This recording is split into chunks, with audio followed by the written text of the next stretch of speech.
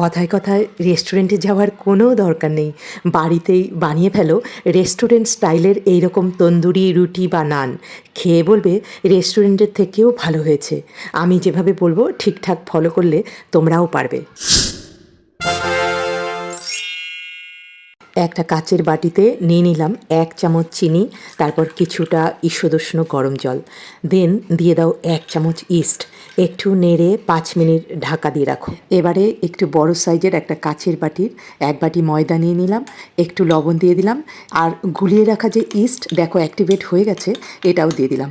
আজকে আমি যতটা ময়দা নিয়েছি 4টা বড় বড় সাইজের তন্দুরি রুটি তৈরি হয়ে যাবে, মানে আমাদের দুজনের খাওয়া হয়ে যাবে।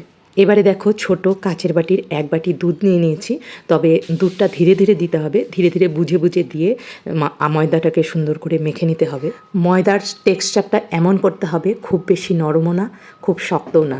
দেখো এরকম একটা তুলতুলে হবে। আর কিছুটা আমি তেল দিয়ে দিলাম, দিয়ে সুন্দর করে, যে হাতে লেগে গিয়েছিল, তেল দিলে আর হাতে লাগবে না, খুব সুন্দর একটা মণ্ড তৈরি হয়ে গেল।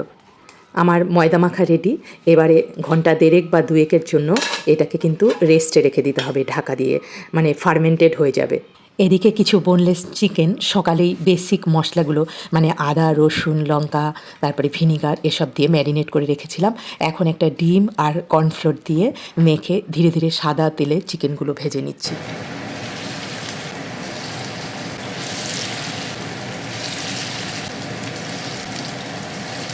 এই চিলি চিকেন দিয়ে তন্দুরি রুটি খেতে কিন্তু বেশ লাগে। তবে তোমরা যদি 2 জনের জায়গায় 4 জনের যোগ্য তন্দুরি রুটি বানাও, তখন ব্যাপারটাকে একটু ডাবল করে দিও, মানে তখন ময়দাটাকেও ডাবল পরিমাণ নেবে, আর ইস্টও কিন্তু 2 চামচ নিতে হবে। এভাবে এইসব রেসিপি যদি ছুটির দিনে বানাও, তাহলে কিন্তু তোমার বাড়ির লোকরা বেশ অবাক হয়ে যাবে। বাচ্চারা তো খুশি হবেই, বড়রাও খুশি হয়ে যাবে। অ্যাকচুয়ালি এই চিলি চিকেন বানাতে গেলে চিকেনগুলো ধীরে ধীরেই ফ্রাই করতে হয়, মানে বারবার দিতে হয়, একটার উপরে আর একটা ঠিক দেওয়া যায় না। তা আমার চিকেনগুলো ফ্রাই মোটামুটি হয়ে গেল। এইবার দেখো ওই তেলের মধ্যে একটু সামান্য তেল দিয়ে একটু রসুন ফোড়ন, একটু কাঁচা লঙ্কা, একটু টমেটো, আর আমার আগের থেকেই রেডি করা ছিল ক্যাপসিকাম পেঁয়াজ, সবই আমি একসাথে দিয়ে দিলাম। তোমরা ইচ্ছা করলে এগুলো একটু আলাদা আলাদা করেও ভেজে নিতে পারো, তবে আমি যেহেতু একটু কম তেলে কম অয়েলে করতেই ভালোবাসি, তাই আমি একসাথেই দিয়ে দিলাম। মানে ঘরে যেহেতু খাবো, সবসময়ই আমি চেষ্টা করি একটু অয়েল কম অথচ টেস্টি করে রাখতে। একটু লবণ দিয়ে সাঁতলে নিয়ে এবার একটু লঙ্কা বাটা দিয়ে দিলাম। অ্যাকচুয়ালি আমি চিলি সস না ব্যবহার করে এখানে কিন্তু আমি লঙ্কা বাটাটা দিতেই পছন্দ করি, আর সয়া সস টমেটো সস এগুলো তো দিলামই। যারা ভেজ রেসিপি দিয়ে খেতে চাও, তারা কিন্তু ইচ্ছা করলে ঠিক একই রকমভাবে পনিরের একটা চিলি পনির আইটেম বানিয়ে নিতে পারো, বা পনিরের অন্য কোনো আইটেম দিয়েও কিন্তু এই তন্দুরি রুটিটা খেতে ভীষণ ভালো লাগবে। আমার চিলি চিকেনটা রেডি। আমি একটু ড্রাই ড্রাই করেছি, খুব একটা ঝোল রাখিনি। তোমরা যদি চাও একটু ঝোল ঝোল রাখতে পারো, যেহেতু তন্দুরি রুটি দিয়ে খাবে। যাদের কাছে এই ভিডিওটা পৌঁছে যাবে, তারা কে কোথা থেকে আমার ভিডিওটা দেখছেন একটু কমেন্টে জানাবেন, তাহলে আমিও আপনাদের রেসপন্স করতে পারবো। এদিকে দেখো আমার ময়দাটা ফার্মেন্টেড হয়ে কতটা তুলতুলে নরম হয়ে গেছে। এবারে আমরা কি করব, আরেকটু মানে মেখে নেব, একটু সুন্দর করে মেখে আবার একটু অল্প একটু অয়েল দিয়ে আরেকটু ভালো করে মেখে নেব। এবারে আমার মাখা মোটামুটি হয়ে গেছে। এবারে এটাকে 4টে ভাগ করে 4টা বড় বড় এরকম গোল্লা পাকিয়ে নিলাম। এরপর আবার 5 মিনিটের মতো রেস্টে রেখে দিলাম।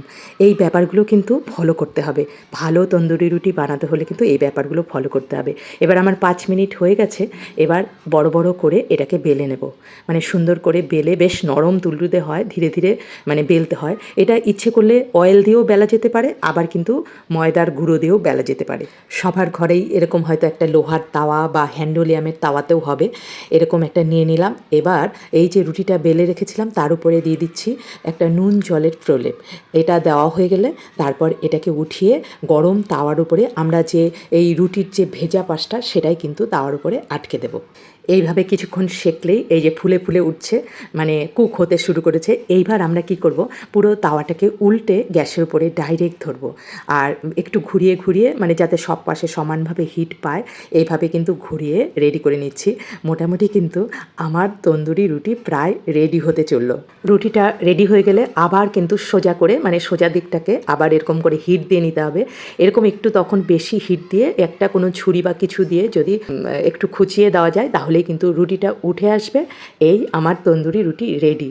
এবার আমি বাটার রেডি করে রেখেছিলাম। এই গরম গরম তন্দুরি রুটির মধ্যে যদি বাটারটা ব্রাশ করে দেওয়া যায় তাহলে খেতেও যেরকম অসাধারণ হয়। আর দেখুন টেক্সচারটা কি সুন্দর হয়েছে, যেমন দেখতে হয়েছে সামনেটা তেমন পেছনটা, আর এত সুন্দর নরম তুলতুলে যে কি বলবো। আপনার বাড়ির লোক সবাই কিন্তু খেয়ে বলবে যে রেস্টুরেন্টের থেকেও ভালো তন্দুরি রুটি আপনি বানিয়েছেন।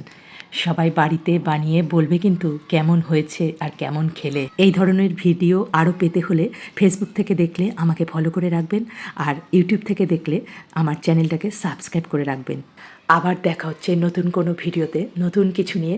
তোমাদের সঙ্গে পরে আবার অনেক গল্প হবে। ভালো থেকো সবাই।